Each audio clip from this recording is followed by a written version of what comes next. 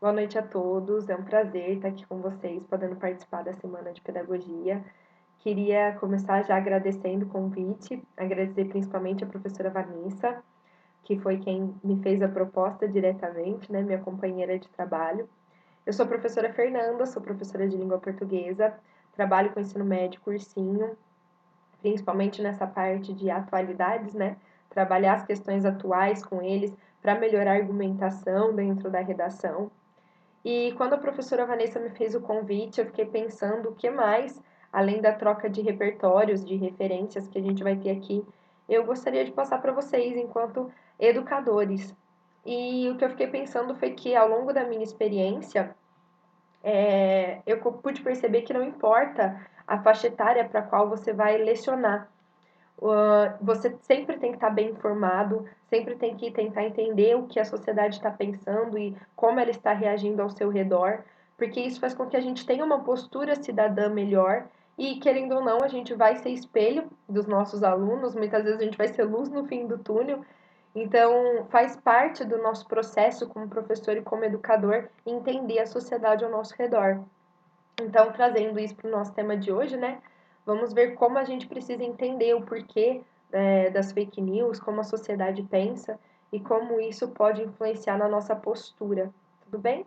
Então vamos lá. Para começar, eu trouxe a história da imprensa para vocês. A imprensa, a produção de notícia, de informação como um todo, ela tem um marco muito importante que é por volta de 1450, quando Gutenberg ele inventa a prensa de tipos móveis, tá? Até coloquei uma fotinha aqui para vocês. A prensa, na verdade, ela foi inventada na China por volta aí do século VIII.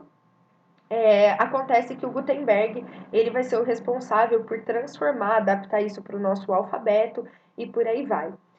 Isso vai ser muito importante porque a gente precisa pensar no tempo de produção e no tempo de consumo da notícia, tá? Como agora a produção ela fica mais rápida, o consumo disso pode ser melhor, tá? A gente vai produzir algo muito mais rápido, muito mais atual, ok? Com uma produção mais lenta, a gente teria que trabalhar mais na informação, trabalhar mais em cima da notícia.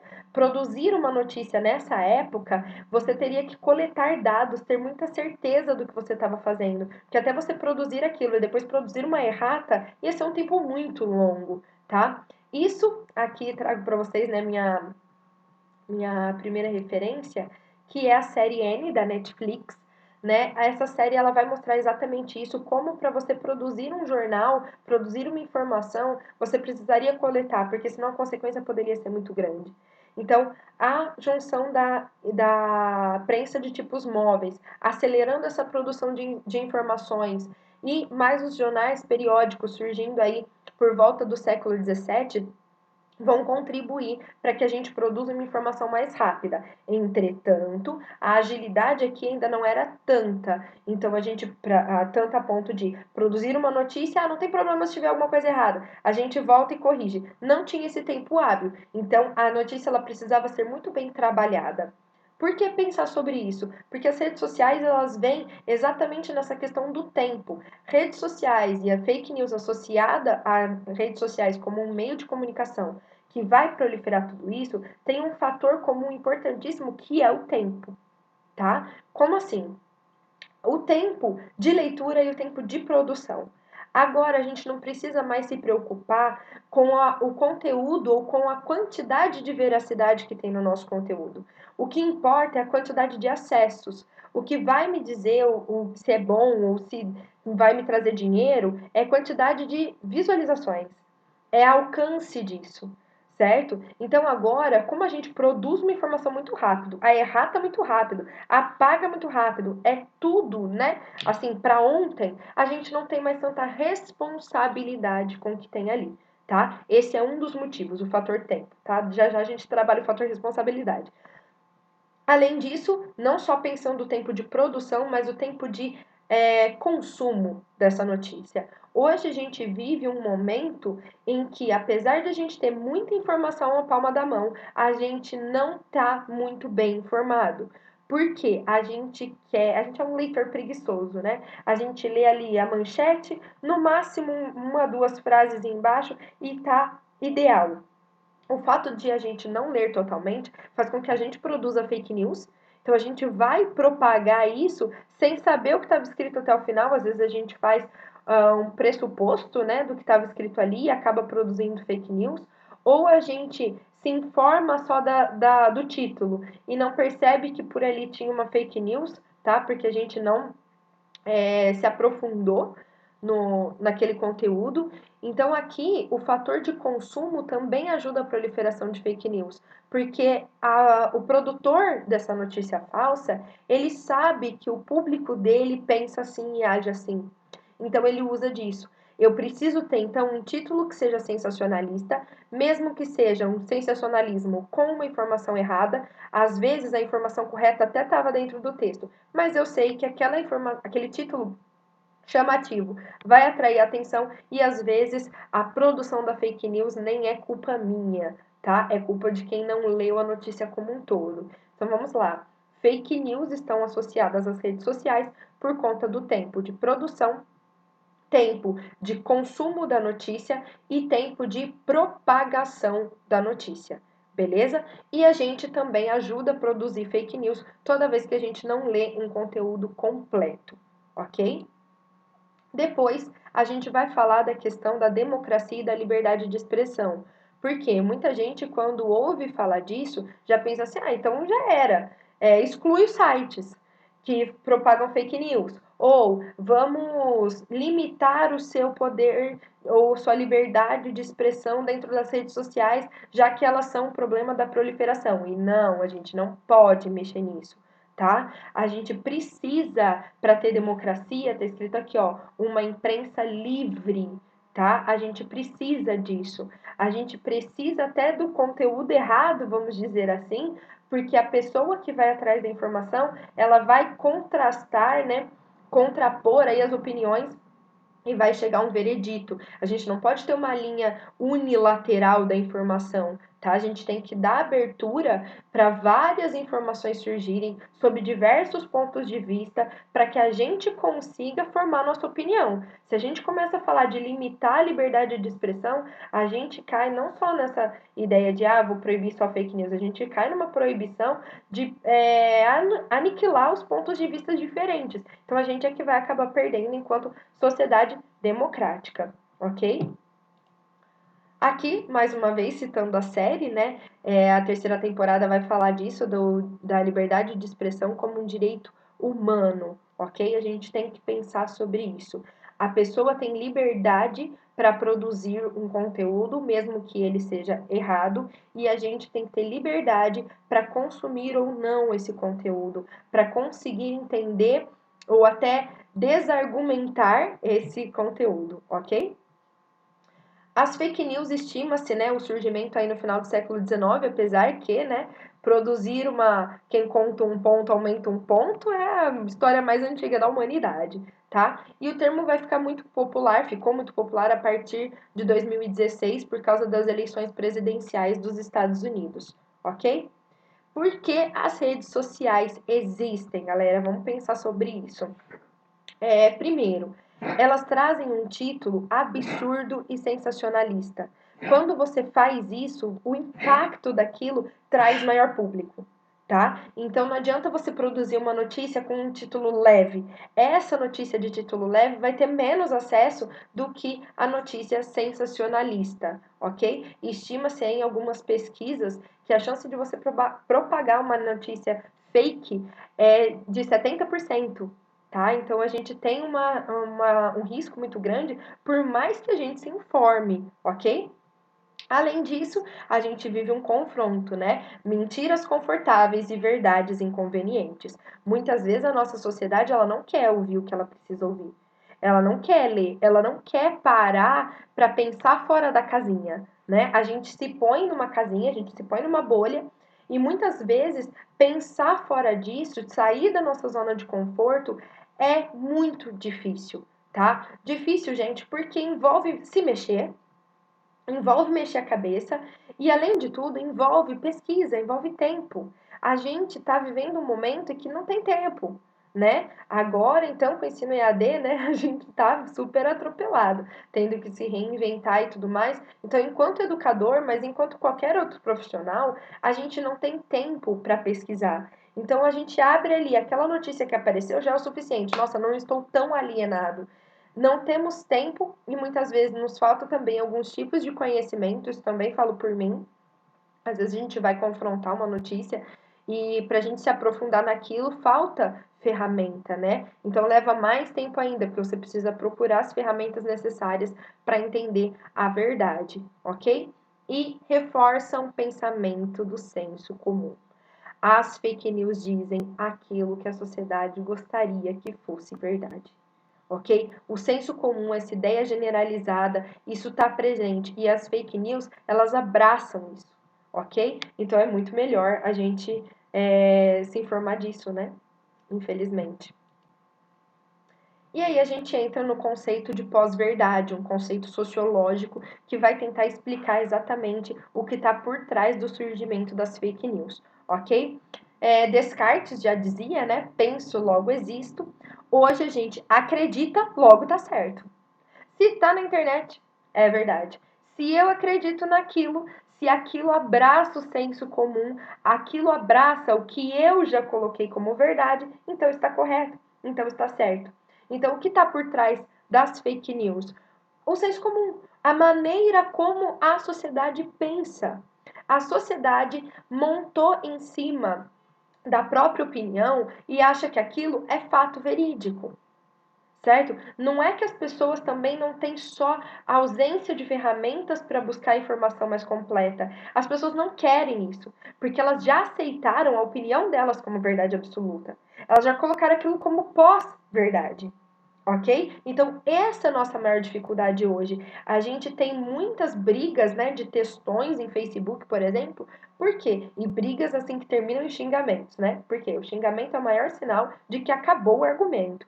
A pessoa não tem mais o que dizer.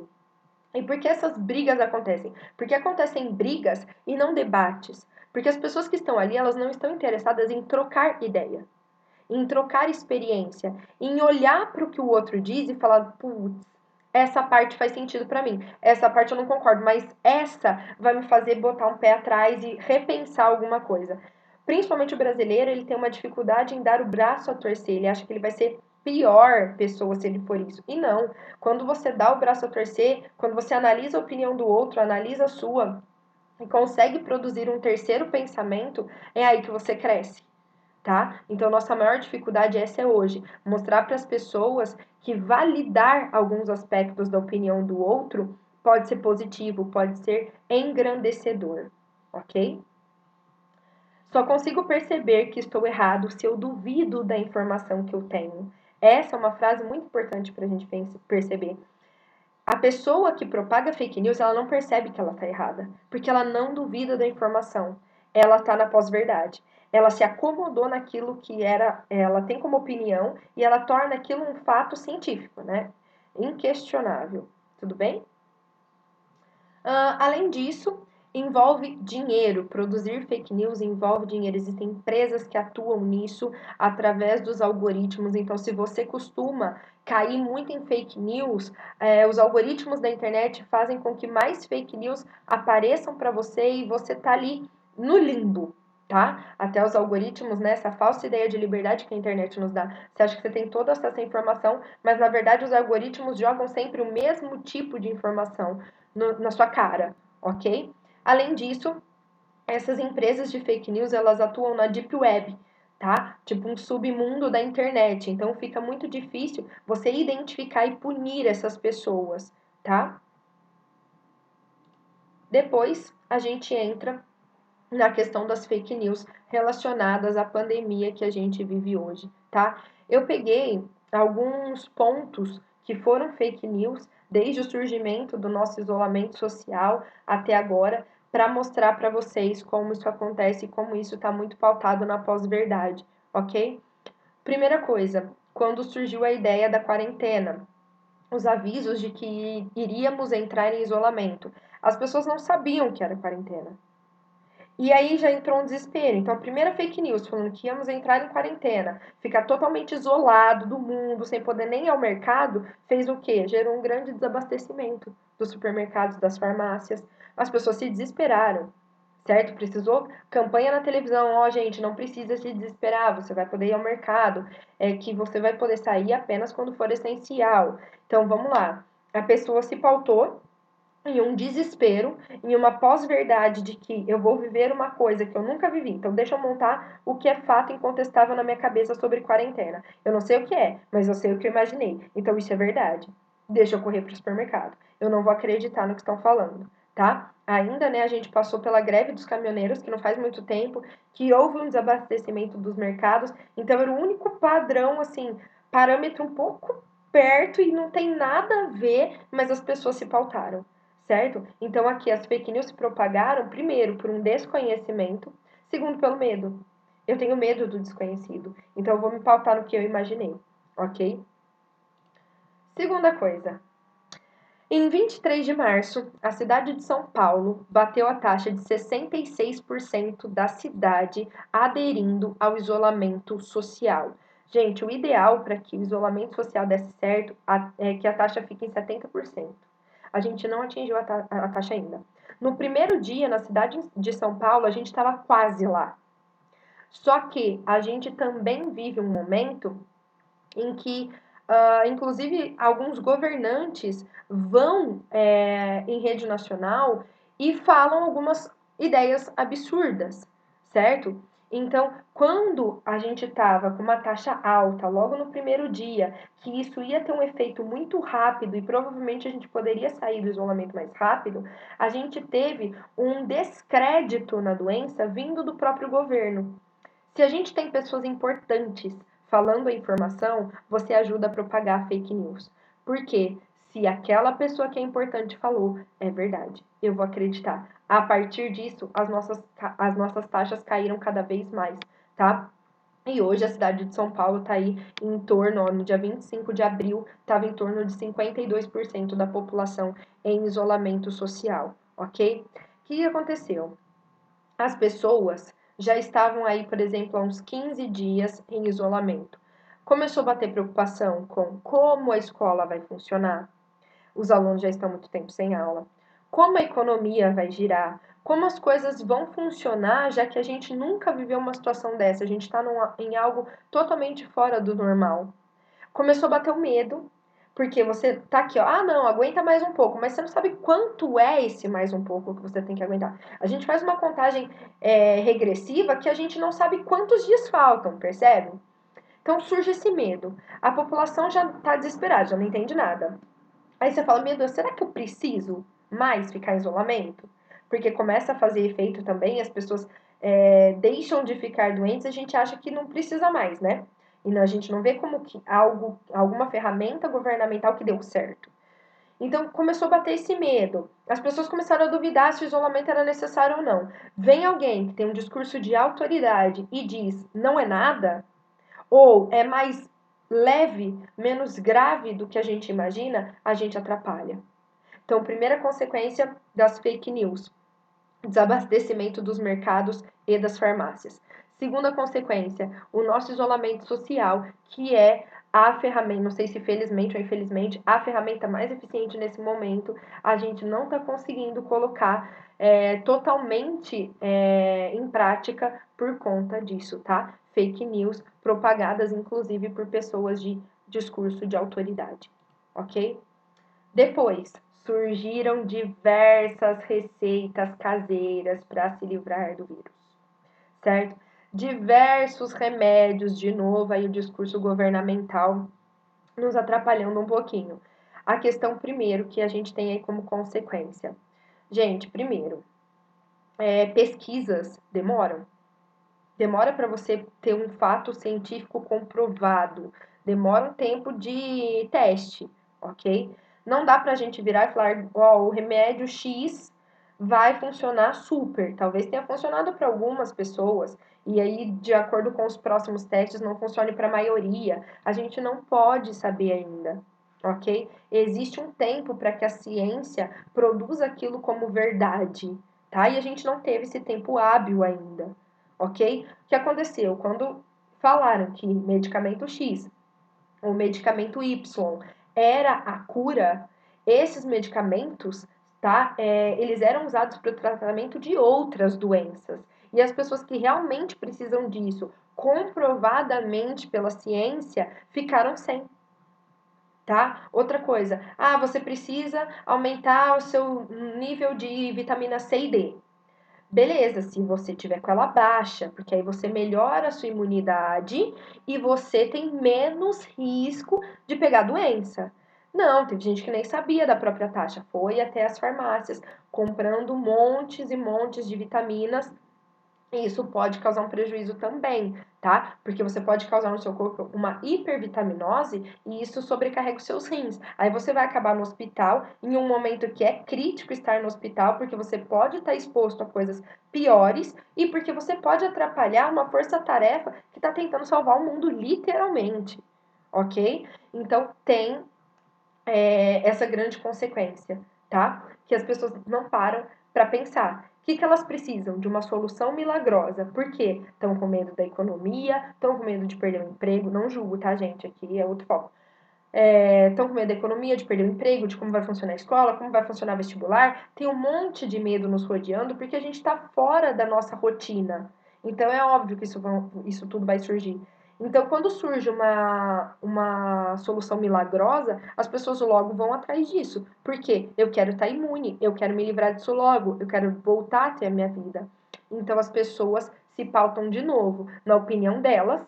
Eu quero. Então, é verdade? Então tá. Porque elas estão tão obstinadas a alcançar o objetivo delas que elas não vão parar para pensar se é verdade ou não, ou se é totalmente verdade, ok? Então a gente tem essas consequências aqui das fake news.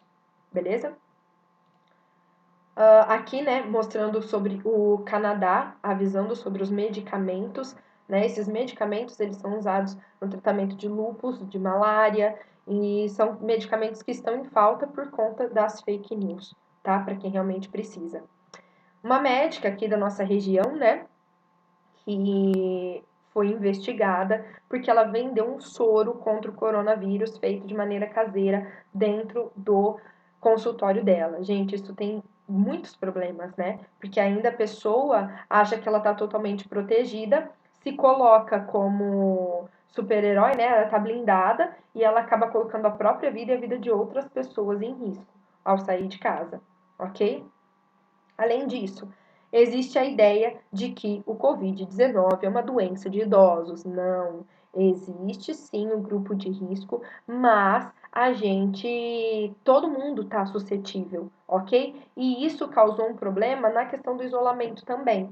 Existe o isolamento horizontal, que é o que a gente está passando no momento, todo mundo fica dentro de casa se puder, e existe o isolamento vertical, que é o isolamento que você vai tirar de circulação, vamos dizer assim, apenas as pessoas dos grupos de risco.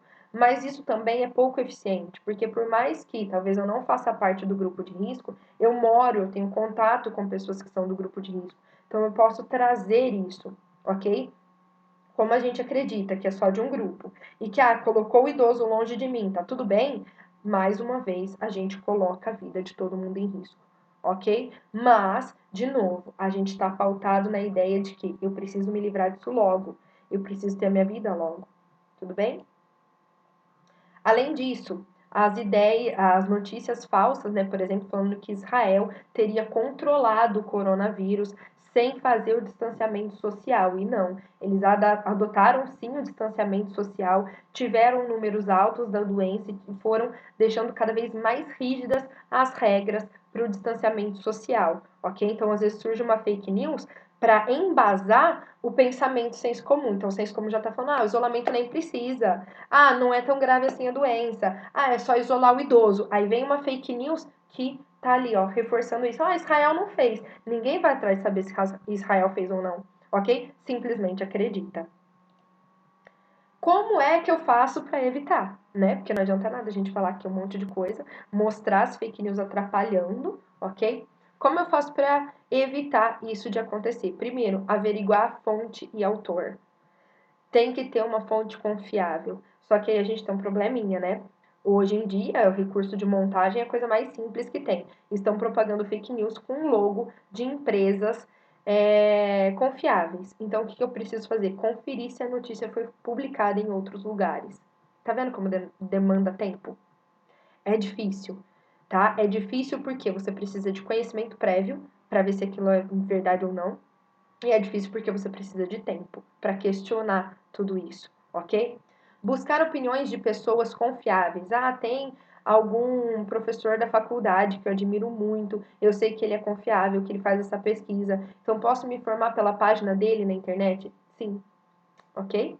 Compartilhar apenas aquilo que você tem certeza. A gente vê as notícias sensacionalistas, aqueles títulos chocantes, fala, meu Deus, isso é um absurdo, e já dispara no WhatsApp antes mesmo de abrir. Esse é um grande problema, tá? E consultar portais de fact-checking. O que é isso? Agências que estão destinadas justamente a checar se aquilo é realmente um fato, ok? Fiocruz, um instituto respeitadíssimo de ciência, pode se informar por essa página. Eles criaram um aplicativo, tá? O aplicativo chama Eu Fiscalizo, tá pequenininho aqui, mas é assim que ele chama, tá? Eu Fiscalizo, que justamente você entra nele e ele vai mostrando as notícias relacionadas à pandemia que foram ou não fiscalizadas, que são verdadeiras ou não, ok?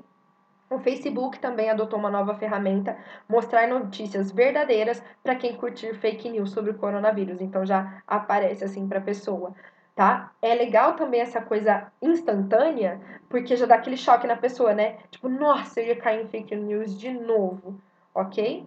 Achei isso bem legal.